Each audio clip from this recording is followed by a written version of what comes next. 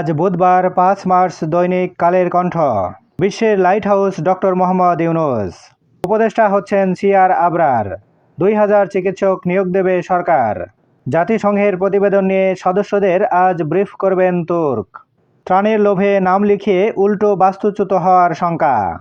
August অভ্যুত্থানের 7 মাস, জনজীবনে নিরাপত্তাহীনতা নিয়ে এখনও উদ্বেগ।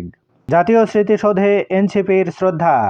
পুরনো সংবিধান রেখে নতুন বাংলাদেশ বিনির্মাণ সম্ভব নয়, বললেন নাহিদ। ব্যবসায়ীরা চাপ দিলেও সুদ হার কমবে না, বললেন গভর্নর। ইউক্রেনে অস্ত্র সহায়তা স্থগিত করলেন ট্রাম্প। খালেদা জিয়া আগের চেয়ে অনেক ভালো আছেন, ডাক্তার জাহিদ। বেতন বোনাস নিয়ে আবার শ্রম অসন্তোষের শঙ্কা। চ্যাম্পিয়ন্স ট্রফি, অস্ট্রেলিয়াকে হারিয়ে ফাইনালে ভারত। গুম কমিশনের সভাপতি।